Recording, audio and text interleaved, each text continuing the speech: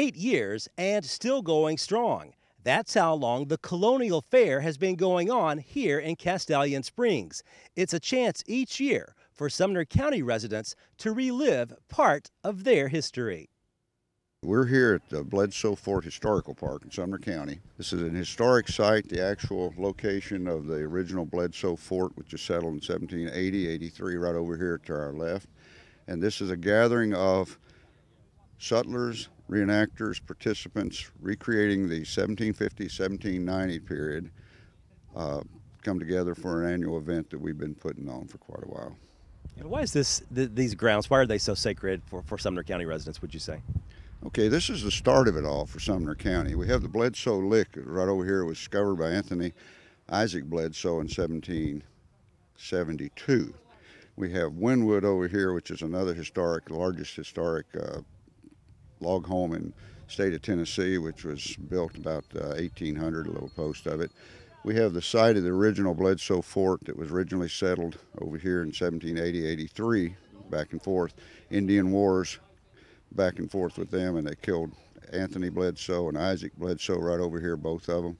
So really this has got a lot of historic bloodshed out here, a lot of Indian fighting going on, but the first settlement of Sumner County, actually what we're doing. Why is it so important, do you think, to remember those that have lived here so many years ago? Well, it's always important to remember our history. That's where we come from, and that's where, if we know what our history is, maybe we can judge where we're going in the future. But to put on an event like this brings a lot of people together, not only to come out here and see this beautiful site, as you've seen what we've got out here. It's a wonderful park. It's a county park, but also to recall, remember, and interpret actually what's going on. The Rogan House here, we have people living in this house. We have folks living in the Parker cabin and the Hundley cabin down here that will talk to people, tell them about the history, acquaint them with what might have gone on here 200 years ago, 200 plus years ago at the same time. But they also have a chance to enjoy the fun, the entertainment that we have, the singers, the musicians, the demonstrators who recreate and demonstrate 18th century skills.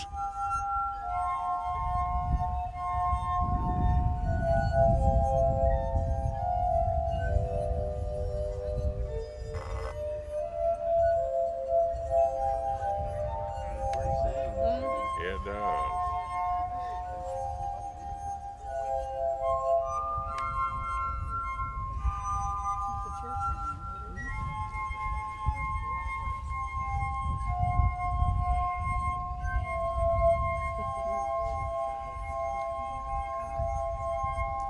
That's beautiful. Why did you decide you wanted to come to this event this year, and what's your goal, I guess? Well, my goal is to keep the widow Tobin from yelling at me too much today, you know, and to instruct the folks who come here as to what we do as a weaver, you see, because I'm a linen weaver from Ireland, of course, and I do everything from the raw flax all the way to weaving it up on the linen goods on my loom from about 17 and 40, you know. And we love to come here because they're just lovely people here, you know. I usually manage to go home with a piece of silver or maybe even a copper or two in my pocket, you know, but don't tell the widow Tobin that, because I'm not supposed to keep that for myself. Keep that on the down low for sure. That's right, Yeah. right, because I'm her indentured servant, you know, and so she doesn't like to spend any more money on me than necessary, you see. How difficult was it to learn this process? Well, I've been a weaver. Let's see, I don't know how old I am, but I've been a weaver for at least 50 years, and that was my profession, you see. So it just takes a bit of practice to do. It's not difficult at all. Even somebody like you could probably do it with some instruction, you know. Maybe. And a little help along the way.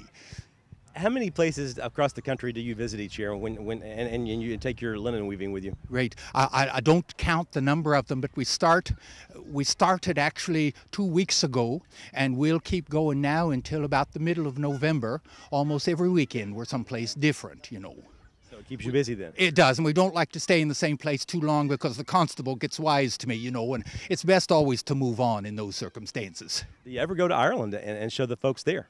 Well, they already know how to do it, you know, so I don't have to show them. It's the folks here that don't know anything about it that we need to show. The new world, as they say. It is. It's new. I don't know that I like everything there, but it's different from where I was. Well, we're glad to have you here in Tennessee this weekend. Oh, it's always my pleasure. You know, one of the things I really like about coming down to the southern part, you know, is they always feed us so well. Oh, because the widowed, I only get table scraps. I have to go begging for my food, you know. So it's always nice that the folks just open their larders to me, you know, and I could just help myself to that. There you go. Yes, yes. I'm one of the event organizers, but I'm also here set up as a sutler promoting my business. I'm the owner and publisher of Muzzleloader magazine.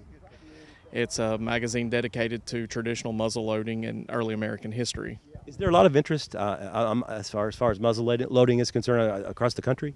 There's absolutely a lot of interest in it. Our publication is one of the largest. We've got a circulation of about 20,000. What do you enjoy about being here and part of this? I enjoy meeting the people. I enjoy shooting the muzzleloading guns, enjoy camping, enjoy reading about history and learning about history. Are there a lot of people who come up and say, tell me about a muzzleloader? What is it? How does it operate? Do you get a lot of that sometimes? I sure do. Usually not participants, but people from the public do come up and ask questions about the guns, and always happy to demonstrate how they work and teach them a little bit about the guns. Are they pretty amazed once you teach them and show them kind of how they work? They are. Most people think they're a lot heavier than they are, or that they're going to kick, or that they're slow like you see on cartoons, which is not the case. We have school groups coming out today. They'll get to see a slice of life here you don't see anywhere else. How often have you seen people really dressed up accurately in 18th century somewhere else? So it's not something that happens all the time. How do? Rodney the Younger, not to be confused with Rodney the Elder, that's me, duh. Magic of all the time, magic of the ages, and I have been doing magic now for 57 years. First 8 years of my life were wasted. Oh my gosh, he's on camera!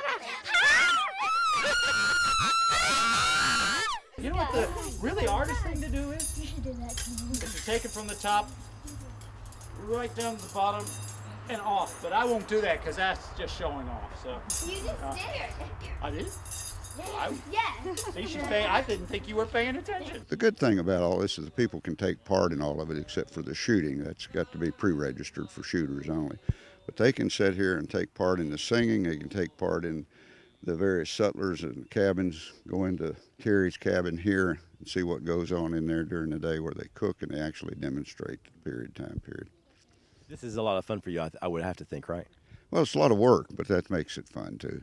Yeah, we enjoy it. We all look forward to it. Everybody that's involved in it is historically minded people, you know, for the fort site out here taking part. It's a beautiful park. That's one thing about it. And it's a very historic, sacred place for us in Sumner County as well. If you missed this year's 3-day Colonial Fair, organizers say they will be back again next spring for the 9th consecutive year. Reporting in Castellian Springs, Barry Hyatt, NCTV.